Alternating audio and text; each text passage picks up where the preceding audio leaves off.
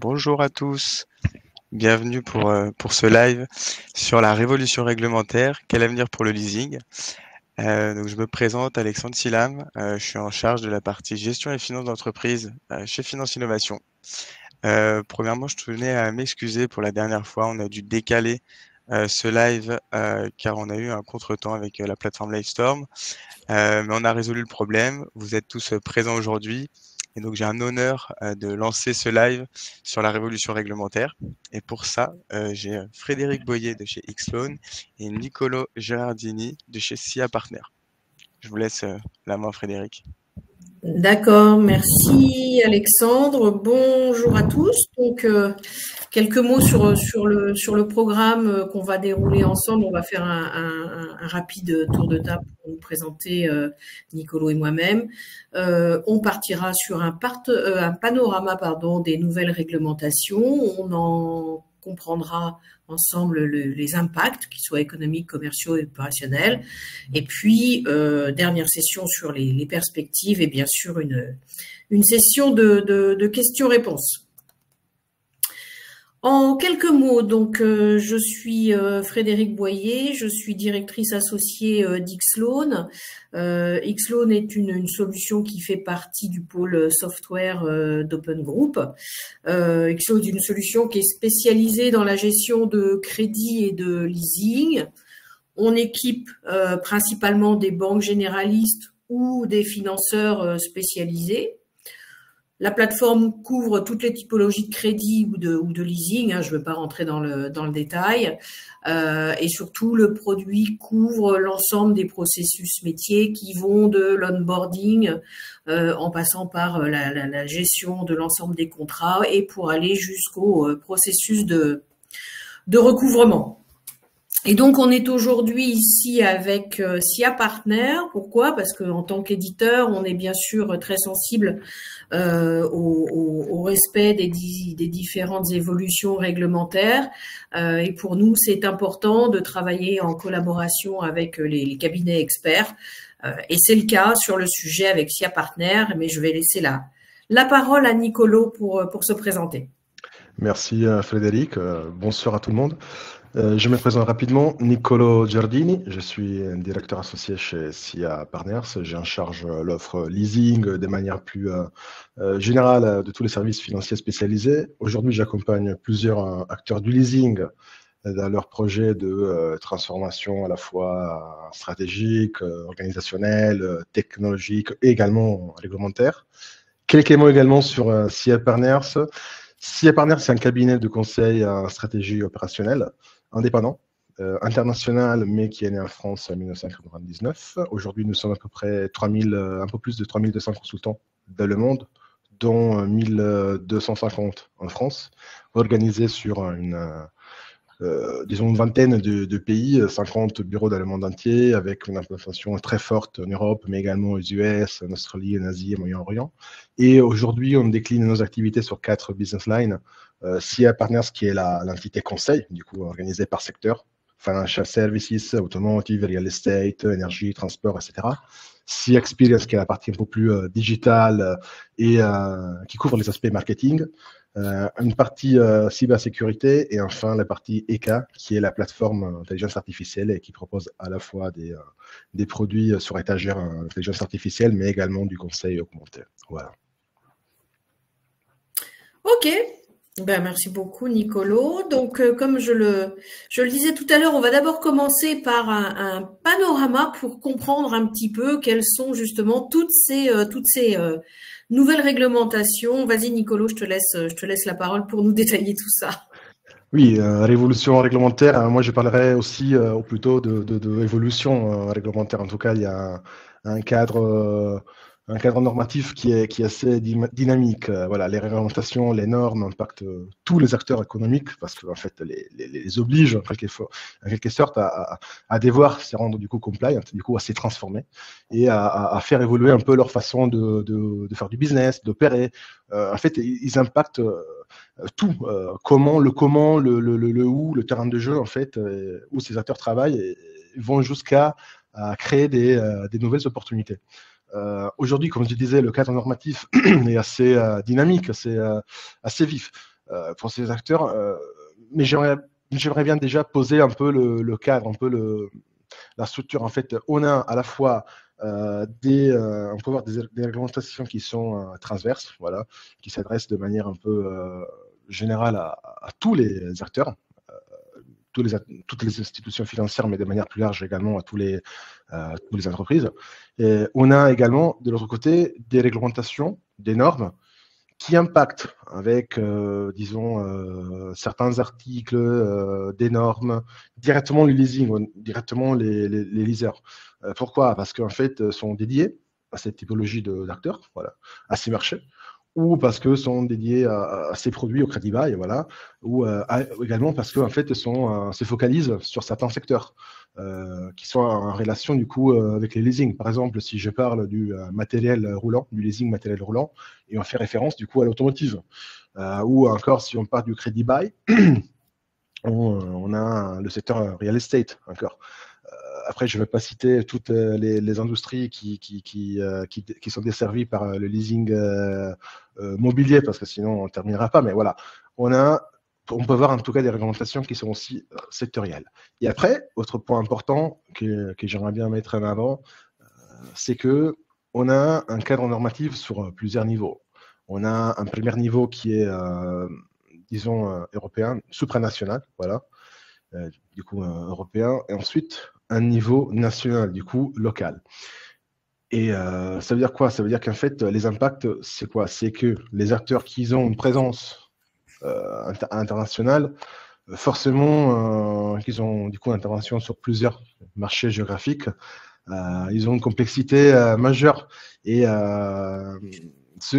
les acteurs qui ont des filiales, voilà, du coup, ils ont vraiment ils ont l'importance de vérifier du coup les réglementations locales. Et du coup, complexifie beaucoup le travail de ces acteurs. Mais sur ça, on verra après au niveau des impacts. Mais déjà, voilà, du coup, on a posé un peu le cadre, la structure. Ok. Justement, si on veut aller sur les impacts, est-ce que tu peux nous en dire un petit peu plus? Oui. Après, avant peut-être de rentrer sur les impacts, on peut déjà fixer ou donner un peu les macro-thématiques des réglementations. Moi, à ce stade, si je dois simplifier, l'exercice c'est prêt à plusieurs un débat, parce que c'est difficile de catégoriser, de simplifier, mais on a besoin un peu de simplifier pour les contraintes de timing.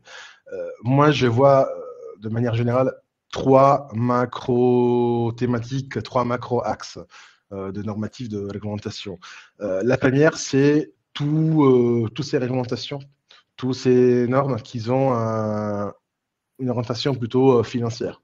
Là, par exemple, on peut évoquer quoi? On peut évoquer CRR3, le paquet du coup du règlement sur les exigences de fonds propres.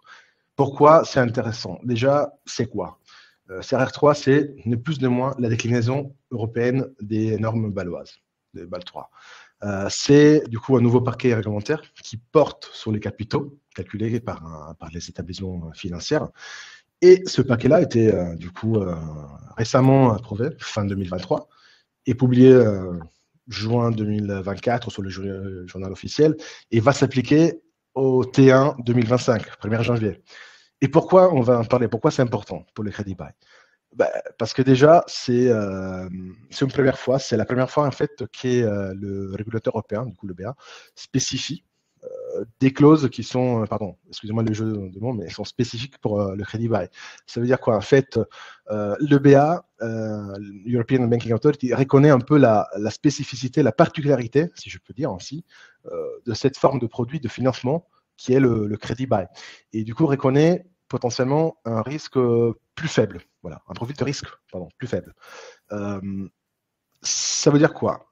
Ça s'est traduit en fait pour le modèle interne, du coup pour les acteurs qui adoptent un modèle interne, pour des nouvelles méthodologies, nouvelles méthodes, de nouvelles règles en fait finalement, de calcul des RWA, qui s'appliquent à tous les acteurs au 1er janvier. Mais pour le crédit bail, en fait, ils ont dit on va étaler cette application, ok? On va le faire de manière un peu progressive. Voilà, du coup, ça va être d'abord 50%, ensuite 80% et jusqu'à 100%. Autre point important, du coup, des règles un peu assouplies pour le crédit buy, mais et l'impact derrière, du coup, ça veut dire quoi? Ça veut dire qu'en fait, les crédits bailleurs, en fait, ils vont baisser leurs provisions. Du coup, concrètement, c'est immobiliser moins de capitaux, voilà, pour la faire simple. Et autre point important, qui est contenu en fait dans le CRR3, dans cette norme, c'est que aujourd'hui, le BA va étudier, va observer pendant une période de à peu près 3 ans, 3 ans et demi, les spécificités du produit, du coup du crédit buy. Qu'est-ce qu'il va faire? En fait, ils vont regarder les paramètres de risque associés. Ils vont regarder en fait comment la LGD, loss given default, en fait, c'est la perte en cas de défaut, la perte que porte la banque, l'établissement financière en cas de défaut de la contrepartie, comment ça va évoluer sur l'activité de crédit buy. Du coup, ils vont regarder, si je généralise un peu le concept, va observer un peu le business crédit buy pendant 3 ans. On va voir un peu comment ça se comporte, comment se porte en fait l'activité pendant 3 ans. Du coup, voilà, c'est des spécificités intéressantes parce que c'est la première fois. Si je reviens aux axes, aux macro-catégories que j'évoquais, du coup là, on a une première catégorie qui est du coup financière. Une deuxième catégorie, on peut la définir client business. C'est un peu vague, un peu large comme périmètre, mais le périmètre est très large. Moi, je pense notamment à une directive qui va se décliner en septembre 2025, qui est la directive européenne sur le crédit à la consommation. En fait, il y a une directive aujourd'hui qui est en place, qui est la directive qui est relative au au contrat de crédit et qui date de 2008. Et aujourd'hui, en fait, en 2021 plutôt, la Commission européenne a exprimé le souhait de revoir ces directives, de la mettre à jour avec des implications, déjà pour refléter, oui, les impacts qu'il y a sur le marché, les évolutions du marché, les nouveaux produits, et aussi pour intégrer, améliorer, du coup, harmoniser la protection des consommateurs au niveau européen. Qu'est-ce qu'ils ont mis dedans, dans ce paquet-là de la nouvelle directive? Déjà, ils ont intégré les évolutions du marché, comme je disais, digitalisation des parcours clients, des nouveaux produits comme le paiement fractionné, le microcrédit, le crowdfunding, ou encore on a voilà, les crédits qui sont de courte durée. Et tout ça, c'est harmonisé à un niveau un peu européen. La directive a été déjà publiée, du coup en 2023, T4 octobre 2023, oui, et sera transposé l'année prochaine, du coup, en droit national par les différents États membres de l'Union européenne. C'est un impact majeur. Pourquoi? Pour le leasing. Parce que si on se concentre à la LOA, en fait, aujourd'hui, dans cette directive-là, on va équiparer, en fait, on va simuler la LOA, la location avec l'option d'achat, à un crédit à part entière pour la protection du coût du consommateur. Mais derrière, en termes d'impact, ça veut dire quoi? C'est intéressant d'analyser tous les impacts parce qu'il y a des impacts majeurs pour les établissements qui proposent cette typologie de produits. Le premier, c'est tout ce qui relève du coup des informations précontractuelles. En fait, la directive impose aux établissements de crédit et aux intermédiaires aussi de mettre en avant 2 informations principales dans les contrats. En fait, qu'aujourd'hui, on fait déjà pour tous les crédits, pour les crédits immobiliers, pour les crédits conso, etc. En fait, d'un côté, on a l'inclusion de tous ceux qui sont les frais payés ou qui sont dus en fait aux différents intermédiaires qui s'interviennent dans l'octroi du coup de la prestation, du contrat, comme par exemple les frais de courtage. Aujourd'hui, j'ai fait un crédit IMO et je passe par la centrale des taux pour avoir un taux privilégié. Voilà. il faut intégrer ces frais-là. Et surtout, c'est intégrer tout ça et calculer le TEG, du coup, le coût total du crédit. Et dedans, qu'est-ce qu'il y a? Il y a tout. Il y a en fait, d'un point, il y a le taux qui comprend du coup le taux d'intérêt, okay, mais tu as également tous les autres éléments comme les frais dossiers, les coûts d'assurance et les garanties obligatoires. Et pas que, il y a tout, en fait, tous les produits, tous les services associés à un crédit de LOA. Et pour qui fait du coup du leasing matériel roulant, voiture, il y a pas mal de choses. On verra après dans les impacts, ça veut dire pas mal de choses. Autre impact aussi, c'est en termes de taux d'usure. En fait, on va simuler la LOA comme un crédit à part entière. Du coup aussi, il faut respecter le taux d'usure. C'est quoi les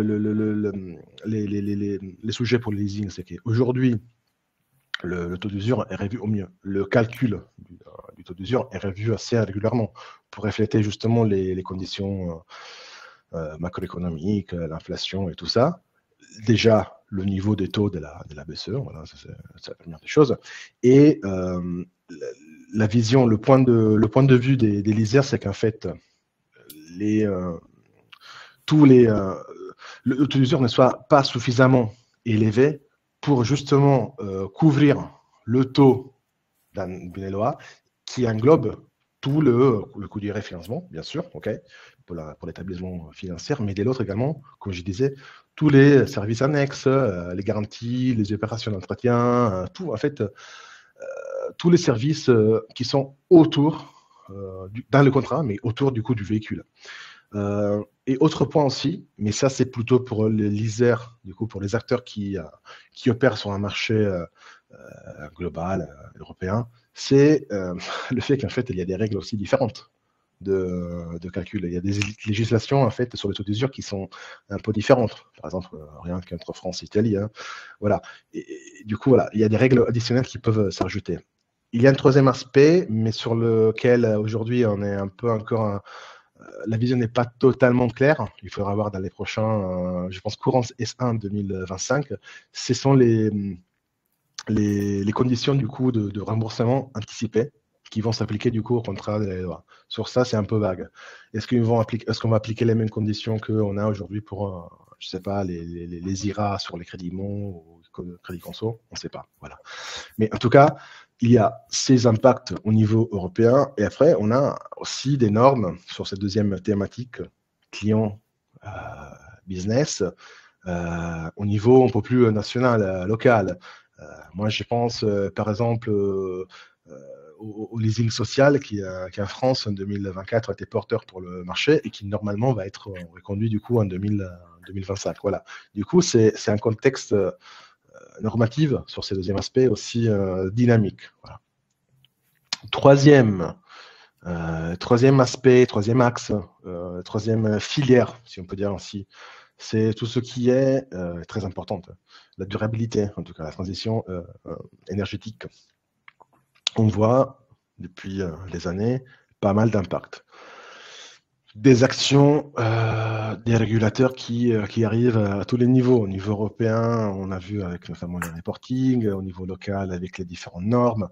Il y a en tout cas un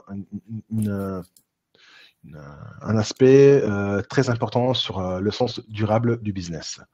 Et on le voit décliner dans plusieurs aspects. Par exemple, les exigences des reporting qui sont beaucoup plus sévères, beaucoup plus strictes, et qui ont du coup, qui mettent une attention très forte sur comment les entreprises travaillent, opèrent, comment les entités de l'entreprise, et jusqu'à comment ces fournisseurs en fait travaillent, opèrent, en fait, est-ce qu'ils respectent tous les paramètres OEG ou pas. Reporting, CSRD, c'est quelque chose, en fait, on a eu des stress tests climatiques qu'on a commencé à réaliser depuis 2020 et aujourd'hui, fin 2024, du coup, on commence à avoir une directive CSRD qui est applicable. Et on va voir des impacts très forts sur le leasing parce que je pense notamment aux deux premiers piliers de la directive. Le premier qui porte sur le changement climatique, du coup le SRS 1 qui porte sur le changement climatique, mais également le deuxième qui porte de manière plus large sur la pollution. Les entreprises, du coup aussi les leasers, hein, doivent déclarer en détail toutes les externalités, du coup, en termes d'émissions de gaz, sujet qui est très fort sur la flotte, du coup, sur les flottes de véhicules, sur la gestion des flottes. Et ça a un impact très fort sur les leasers. Et au-delà des impacts, du coup, on a en termes de reporting, derrière, les reporting vont avoir aussi des actions, des plans d'action, du coup, à mettre en place avec des objectifs aussi peut-être importants. Pourquoi? Parce qu'en fait, les reporting vont permettre une comparaison sur un trotteur. Elles vont mettre avant un peu les bons et les mauvais élèves. Du coup, il y aura des impacts très forts, pas que pour les leaders, mais aussi. Voilà. Et après, au-delà du SRD, on a, comme je disais, des normes qui portent sur la transition écologique en sens encore plus direct sur le leasing. Je pense au passage, par exemple, au véhicule non polluant. Là, en France, on peut évoquer la LOM, la loi sur les orientations des mobilités, qui impose du coup aux entreprises d'avoir qui ont des flottes avec plus de 100 véhicules, okay, d'avoir une part de plus en plus importante en termes de véhicules verts, okay, du coup pas thermiques, hein, comme moteur, plus important au fur et à mesure qu'ils renouvellent leur parc de voitures. Cette année, 2024, la part, le taux la quota en fait de véhicules verts est fixé à 20%. Et ça va continuer parce que dans le nouveau gouvernement, en fait, normalement, ils vont reprendre un projet de loi de l'ancien gouvernement. C'était le projet de la loi Adam qui devrait potentiellement, je parle au conditionnel, augmenter, accélérer, en tout cas incentiver encore plus le verdissement des flottes. On peut parler également des autres pays. Là, c'est marrant parce que si on avait tenu du coup notre webinaire, il y a 3 semaines, je vous aurais parlé de l'Italie parce que ça vient de sortir 2-3 jours avant, le 7 novembre, dans la manovra di bilancio. C'est l'équivalent de notre loi de finances annuelle. En fait, vient de sortir des contraintes majeures à la fois pour les entreprises et à la fois pour les employés au niveau des fringe benefits, au niveau voiture-fonction. Et du coup, l'Italie a statué pour l'année prochaine, en fait, que les employés qui bénéficient du coup de voitures de fonction, okay, thermiques, vont voir doubler leurs charges et les impôts aussi liés aux fringe benefits. En revanche, ceux qui ont une voiture de fonction pas thermique, du coup moteur électrique ou autre thermique en tout cas, ils ne vont pas voir ça. Du coup, ça c'est quelque chose de coercitif qui va augmenter le verdissement des flottes et va imposer du coup de l'autre côté aussi des impacts aux entreprises parce que vont avoir des impositions aussi beaucoup plus importantes en Italie les entreprises. Des mémoires, ils vont passer les charges vont passer de 30 à 50% pour ceux qui proposent des véhicules thermiques. Et en revanche, de l'autre côté, ce qui est marrant, parce qu'ils vont réduire aussi les charges sur les véhicules qui ont un moteur électrique. En France, on a vu cette semaine, si je ne me trompe pas, la semaine dernière, la même chose. Alors qu'il y a 3 semaines, on ne parlait pas de ça. Du coup, c'est quelque chose qui est en train de se répandre.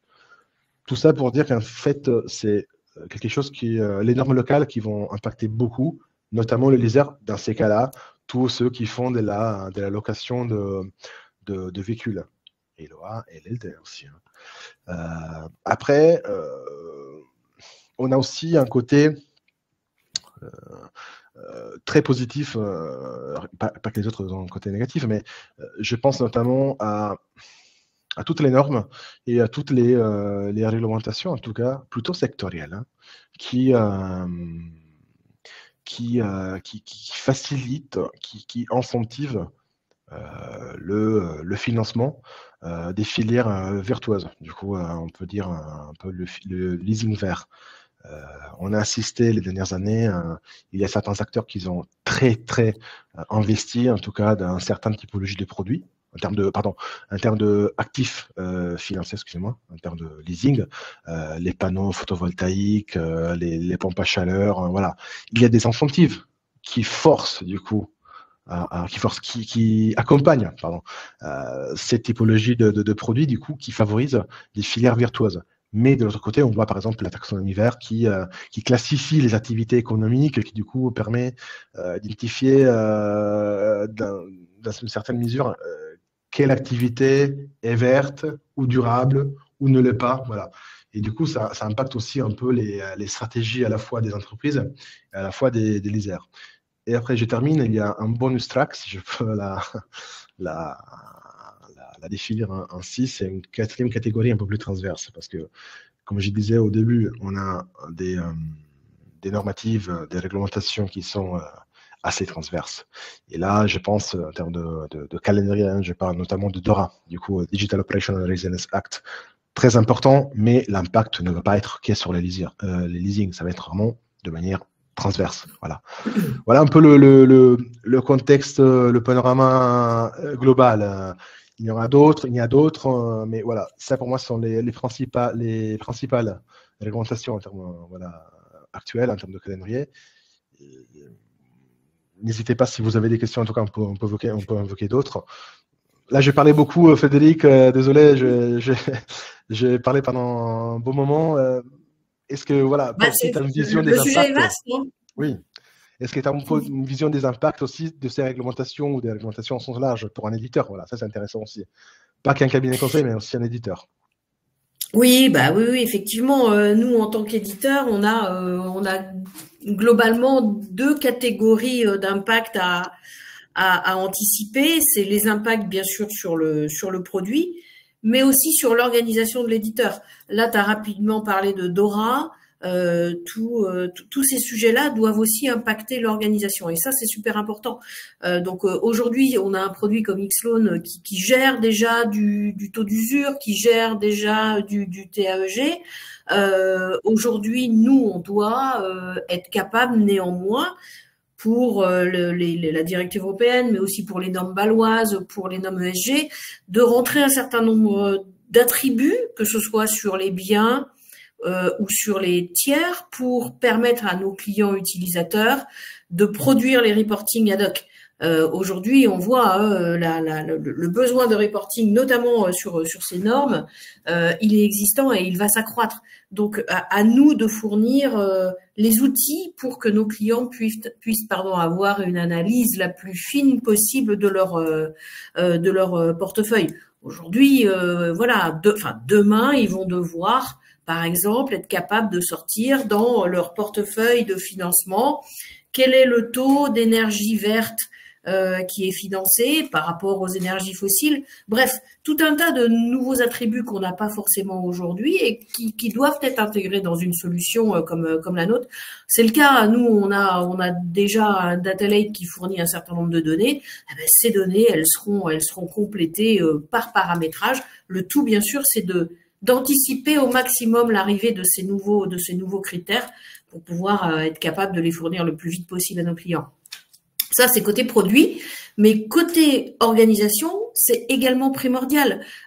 Aujourd'hui, nous, on a la chance de faire partie d'un groupe qui n'a pas attendu toutes ces nouvelles normes pour se mettre au diapason des normes environnementales. T'en as parlé tout à l'heure. Donc aujourd'hui, on fait partie des 1% des entreprises notées EcoVadis, notées Gold.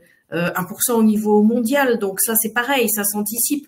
Donc un éditeur qui n'a pas cette structure et qui n'a pas cette zone d'accompagnement plus large, va se retrouver systématiquement face à des investissements relativement colossaux pour se mettre en conformité. Pareil sur l'égalité homme-femme. Bon, voilà, il y a tout un écosystème qu'il faut anticiper. Donc, je le redis, à la fois sur le produit, mais aussi sur l'organisation de l'éditeur. Et ça, c'est vraiment très important. Et là, je parle d'un métier d'éditeur, mais c'est également on peut dupliquer cette dichotomie sur différents types d'activités, évidemment. Je suis d'accord en tout cas avec toi sur le fait que pour moi l'impact principal est organisationnel. Oui, tout à fait. Le principal c'est ça. Parce que déjà le plus important c'est qui en réalité c'est la nécessité de connaître en fait, d'être au courant de la normative, de la réglementation qui va arriver, de Ouais, tout à décrypter fait. et d'anticiper, justement. Anticiper pour se doter d'une équipe capable du coup de répondre aux impacts, mais aussi, de l'autre côté, de mesurer ces impacts, de connaître les Et, impacts. et Oui, pardon. justement, sur cette notion d'impact, là, tu as préparé un Oui, oui, slide oui. qui détaille assez bien Oui. justement les différents angles sur lesquels il faut être attentif. Je te laisse la parole pour rentrer un petit peu plus dans le sujet. Merci. Comme je disais, organisationnel, je suis totalement en phase avec toi. Ça, c'est l'impact principal. Mais c'est important du coup de connaître. Et si à niveau européen, c'est un peu plus simple, parce qu'il y a les outils, en tout cas, il y a une communication majeure. La chose, comme je disais tout à l'heure, c'est compliqué, ça complexifie en fait pour les acteurs qui interviennent sur plusieurs marchés, qui ont des filiales de différents marchés géographiques, parce que c'est pas si évident que ça, notamment sur les marchés un peu plus, passez-moi le mot, exotiques, ou au moins en tout cas, où moins l'habitude de travailler. Voilà. Qui a des filiales, c'est un peu plus simple, qui a déjà des filiales établies depuis longtemps. Voilà, c'est la direction compliance, c'est local, hein, ou juridique, ou encore la stratégie, ou un cabinet d'avocat qui a la charge, et encore. Sinon, on voit, et ça c'est quelque chose qu'on constate aujourd'hui, hein. Je le vois, chez certains acteurs, il y a des outils d'intelligence artificielle qui sont très performants, voilà, et qui aident qui facilitent, en fait, ils prémâchent un peu le travail. Du coup, ils font une veille réglementaire très up-to-date, très ponctuelle, très précise, avec un play-screening aussi, un peu des décryptages des articles, des normes locales. Ça, on le voit chez les clients. Après, pour moi, il y a des aspects aussi fonctionnels, voilà, parce que il y a des obligations réglementaires. Du coup, tout simplement, il faut répondre, il faut être compliant. Il faut mettre en place en fait toutes les actions qui sont nécessaires pour se conformer à une directive, à une norme, à une réglementation. Si on fait un exemple, on reprend par exemple la directive Crédit Conso que j'évoquais tout à l'heure dans le deuxième axe. Les impacts que j'évoquais, c'était sur le calcul, par exemple, du TEG, du coup, hein, ou l'affichage des informations précontractuelles. Eh bien, on a des impacts sur plusieurs directions. Si on prend un acteur leasing classique, il y a la mise en place du calcul, ok, c'est pas si simple que ça. Il faut réviser du coup le calcul à chaque changement potentiellement des prix, en tout cas de nouveaux éléments. Il y a les mises à jour des brochures tarifaires, les communications clients. Il y a des impacts. Il y a aussi la revue, du coup, des audits qui vont arriver sur le calcul. C'est pas si simple que ça. Voilà. Du coup, il y a des choses qu'il faut mettre en place. Ou en tout cas, étendre à ces nouveaux produits, à ces produits. Après, on a aussi tout l'impact sur les informations que les lésers doivent, les informations précontractuelles que les lésers doivent communiquer, doivent partager aux consommateurs pour mieux les informer, pour mieux les protéger, pour mieux les protéger en fait, et de manière harmonisée au niveau européen. Du coup, quelles informations, dans quel support, ou via quel canal, quelle communication, il faudrait voir, parce qu'il faut être nickel d'un point de vue juridique, l'audit aussi sur ça, voilà. Du coup, des impacts très importants. Après, on a des impacts, si on reste toujours sur la directive Crédit Conso et on pousse un peu plus loin le raisonnement, il y a aussi un impact au niveau de la concurrence, parce que moi, client, j'aurai demain des éléments de prix qui vont me permettre de mieux comparer les offres, les différentes offres de l'acteur A et de l'acteur B et de l'acteur C. Du coup, c'est un marché plus transparent, mais du coup, une guerre des tarifs. De l'autre côté, ça va être aussi une concurrence interne, à mon sens, entre produits. Est-ce que, c'est une question ouverte, hein, je laisse chacun réfléchir à la réponse, mais est-ce que sur le segment B2C, il y aura un trade-off, une cannibalisation entre l'LD et l'OA? À voir. Tout est possible. Voilà. En tout cas, il y a des impacts aussi un peu plus stratégiques pour ceux qui peuvent driver un peu le business. Par exemple, si on considère toujours le matériel, le leasing matériel roulant, hein, désolé, j'insiste un peu sur ce sujet. Si louer, lorsque par exemple l'Union européenne décide qu'on ne peut plus produire et vendre des voitures avec un moteur thermique, en tout cas produire au-delà, voilà, les constructeurs, les OEM sont impactés, okay, parce qu'ils doivent proposer des solutions alternatives aux clients, telles que la voiture électrique, l'hydrogène, etc. Et les leasers aussi doivent s'adapter, doivent adapter leur stratégie, leurs offres de produits, de services, mettre en place des offres qui permettent du coup aux clients de pouvoir circuler dans les zones qui sont avec un trafic limité, créer des offres switch, on le voit, qui passent d'un moteur thermique, pardon, d'un moteur électrique et thermique pour les week-ends ou les longs trajets, voilà.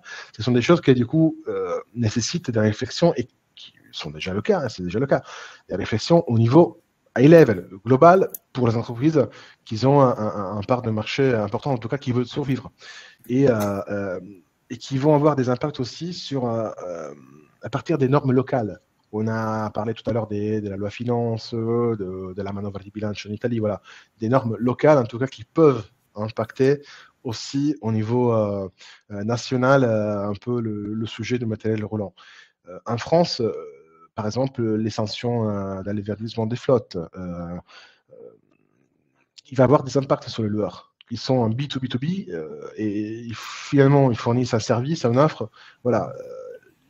Ils fournissent un produit que la clientèle, le client demande, à eux de se mettre du coup en mesure de le faire, avec toutes les contraintes du cas. Après, on peut évoquer aussi tout à l'heure, je disais du coup sur les tarifs via la directive crédit conso. Pour moi, il y a aussi des impacts mécaniques sur les tarifs. Pourquoi? Parce que si on rentre sur le sujet de la composition des prix, du coup des TCI internes, le TCI, dans la plupart des établissements de crédit, reflète toujours mécaniquement une composante réglementaire. Du coup, reflète chaque nouveau coût réglementaire et additionnel. Ça peut représenter en tout cas un impact important, notamment en termes d'immobilisation de fonds propres et tout ça. Après, j'y reviens un peu sur ce que tu disais tout à l'heure. Il faut anticiper. Oui, en fait, on a pas mal d'impact, mais il faut se doter des moyens. Humains, mais technologiques aussi. Il faut avoir les outils, en fait, pour anticiper, pour répondre, vraiment pour se mettre en œuvre et pouvoir continuer à faire du business.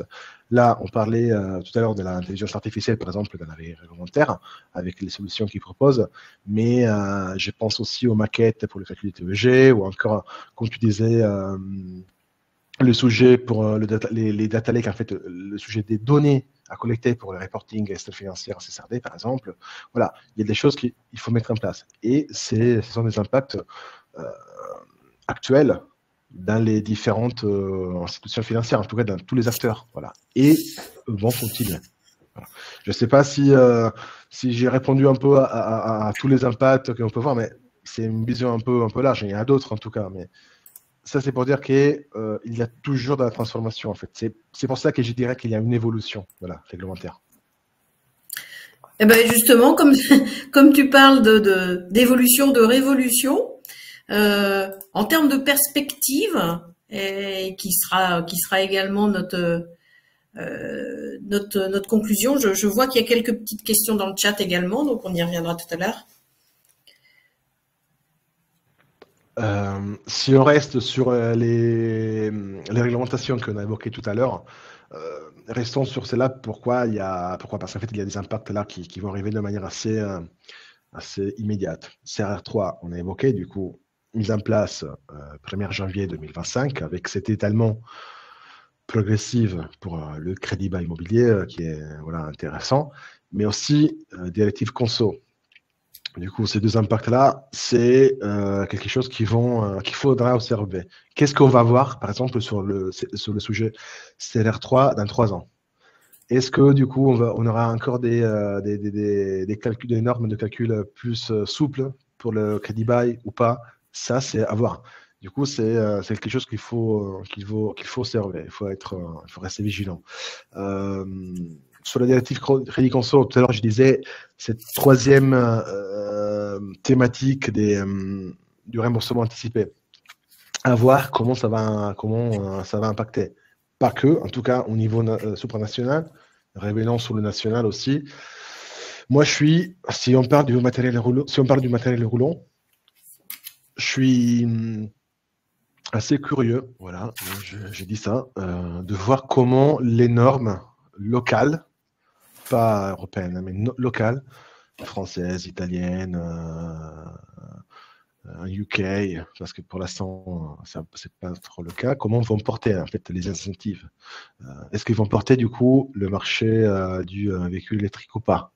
Pourquoi? Parce qu'on a l'augmentation du véhicule électrique, mais de l'autre, en fait, aujourd'hui, si on regarde le nombre de véhicules immatriculés, vraiment immatriculés, on voit qu'en fait, les early adopters, ceux qui voulaient en fait un véhicule électrique l'ont pris, mais du coup, la demande stagne, n'arrive plus à augmenter. Et il faut un peu la doper, si vous me permettez, en fait, il faut la doper avec des incentives. Du coup, l'offre va augmenter, voilà, d'ici 2030, à voir comment le marché va tenir. Le marché des particuliers, bien sûr, mais également du leasing. Ça va m'intéresser. Ça, c'est quelque chose que personnellement, je vais observer de près, déjà pour l'émission qu'on mène, mais surtout parce que c'est quelque chose qui m'intéresse depuis très longtemps. Là, on le voit. Déjà, le gouvernement précédent, celui de Gabriel Attal, avait réduit l'enveloppe qui était prévue pour l'achat, pour aider en fait les utilisateurs à adopter un véhicule électrique. Cette année, ça va encore se réduire de plus. En fait, si je ne me trompe pas, au total, ils ont fait moins 800 millions entre le gouvernement Attal et le gouvernement Barnier. Du coup, c'est une enveloppe qui était importante, 1,5 milliard, si je ne me trompe pas, qui va se réduire. Est-ce que la tendance va se redresser? Je ne sais pas. En tout cas, il y aura des opportunités. Moi, je pense notamment sur le véhicule électrique, pour le leasing. Il y a un sujet qui m'intéresse. On voit déjà des acteurs qui proposent des offres un peu packagées. Je parle des wallbox, en fait. Du coup, la box qui permettra à la maison de recharger le véhicule. Ça, c'est un sujet. Au niveau leasing, pour moi, ça va donner des nouveautés. C'est intéressant. Ça va être quelque chose qui va être de plus en plus important. Après, un autre sujet d'actualité, mais aussi futur, notamment plus au niveau RGPD, c'est l'utilisation de la data. En fait, comment aujourd'hui on peut utiliser, et demain, comment on pourra utiliser la data connectée, en fait, la data qu'on récupère à partir des boîtiers qui peuvent être nativement ou pas, par les constructeurs, installés dans les véhicules. Et toutes les utilisations qu'on peut faire avec au niveau assurance, à nouveau, maintenance prédictive, fraude, paiement, par les assisteurs aussi, c'est hyper intéressant. La géolocalisation, la infotainment, voilà, ce sont des choses intéressantes. Là aussi, pour moi, il y aura des choses qui vont peut-être changer au niveau supranational. À voir. Nicolas, je me permets de faire un petit timekeeper. Oui, pardon. On est à 43 minutes et on a 2 questions sur le chat. Donc je sais pas si tu veux les prendre tout de suite ou si tu veux. Ouais, je les vois pas, mais vas-y. Alors, une première question. Les mesures pour le verdissement du parc en leasing impacteront-elles de la même façon le leasing à destination des entreprises et le leasing à destination des particuliers?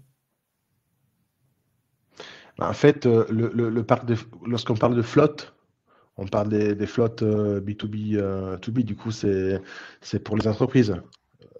Oui. Sauf si c'est moi qui ai mal compris la question. Du coup, pour moi, ça concerne que les entreprises.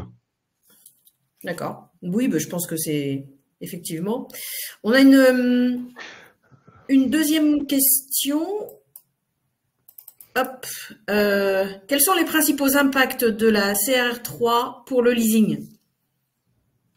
Je pense qu'on l'a évoqué tout à l'heure. Je pense que la question peut-être été posée au début, je ne sais pas, mais on les a posés, on les a évoqués en fait au niveau crédit bail. On va voir des règles plus souples. Et du coup, je me répète, des règles plus souples au niveau des calculs des capitaux, du coup, dès l'argent, je le fais simple, qui est les établissements des crédits doivent mettre de côté, doivent provisionner. Pourquoi? Parce qu'en fait, le BA a reconnu pour l'instant un profil de risque plus faible pour cette typologie de produits. Phase d'étude qui démarre là, qui va durer 3 ans et demi, à voir si du coup le marché va être porteur et dans le sens impact, contrepartie, est-ce qu'il y aura une évolution positive et du coup le BA va maintenir ces règles plus souples, à voir. Je l'espère, je le pense en tout cas. C'est ma vision, hein, n'engage que moi. Voilà, un peu pour la deuxième question. S'il n'y en a pas d'autres, je vais juste un troisième. En fait, il y a d'autres questions. En fait, il y en a une qui revient pareil concernant la LOA, qui revient à la première qu'on a posée. L'impact est-il sur les deux segments B2B et B2C? Sous la directive crédit conso? Alors, ok, pardon, excuse-moi. Si la question porte sur est-ce que la directive crédit conso, du coup, porte sous la LOA B2C et B2B, oui. La réponse est oui.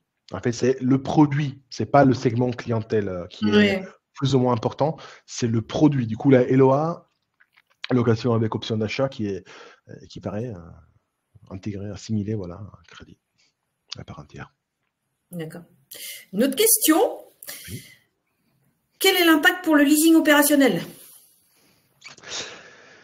Aujourd'hui, le leasing opérationnel, si on parle de leasing opérationnel comme location simple, la directive crédit conso ne l'impacte pas dans le sens que, en fait, n'est pas assimilé à un crédit. Voilà. Est-ce que demain, pas cette directive-là, mais d'autres normes vont l'impacter? Peut-être. Peut-être, d'un point de vue protection consommateur, je ne sais pas. En tout cas, je ne le vois pas dans cette directive parce que c'est spécifique au crédit. Peut-être il y aura des impacts au niveau, comme j'avais évoqué tout à l'heure, au niveau sectoriel, par industrie. Voilà. Là, oui, peut-être.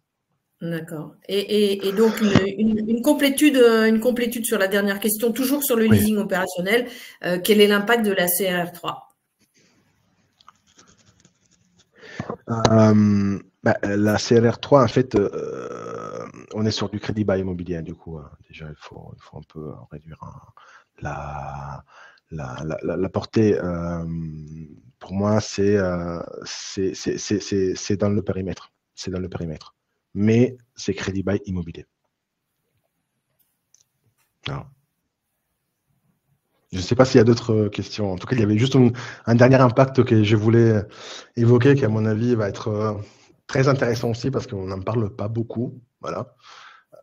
C'est tout tu peux y aller parce que pour l'instant, il n'y a pas de questions. D'accord, très bien. C'est au niveau de l'économie circulaire.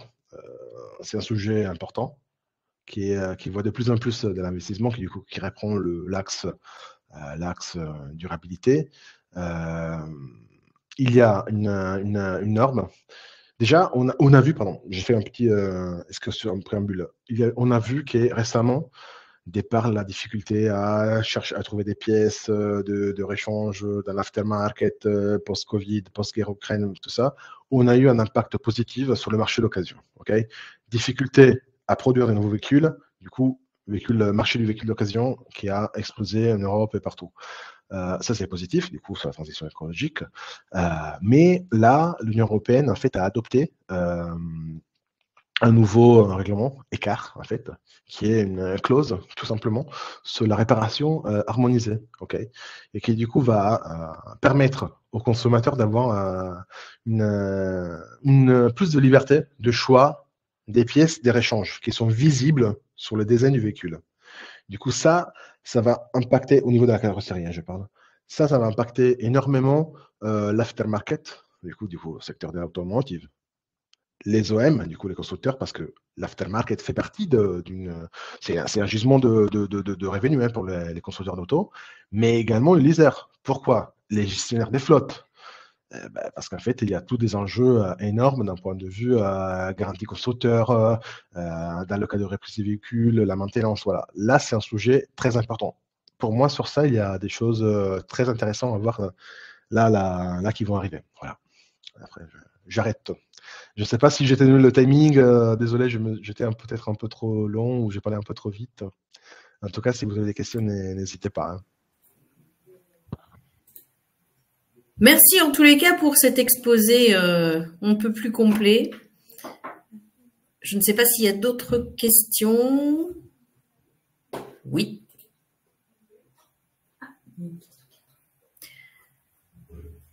On a une question qui va arriver. Ok. Merci beaucoup. Aurons-nous accès à un replay? Alors ça, c'est pour toi, Alexandre. Merci Frédéric. Oui, bien sûr, vous aurez accès au replay. On vous enverra le replay à la suite du webinaire, aucun problème. En tout cas, voilà, si vous avez des questions complémentaires, je me permets, n'hésitez pas à revenir vers nous, vers moi. Voilà, au plaisir pour voir ensemble les différents sujets. Parce que là, le leasing, c'est un marché très vaste. Il y a plusieurs produits immobiliers, mobilier, voitures, matériel roulant. Voilà, on a informatique, il y a pas mal de sujets. Là, on a essayé d'être un peu transverse. Si on veut faire des focus, on peut le faire. N'hésitez pas. Voilà, on est à disposition. Ok, bah écoutez, merci à tous de votre participation active et nombreuse. Merci beaucoup, merci Frédéric, merci Nicolo. Merci. À très bientôt. Merci beaucoup. Hein. Au revoir. Merci. Bonsoir. Au revoir. Merci.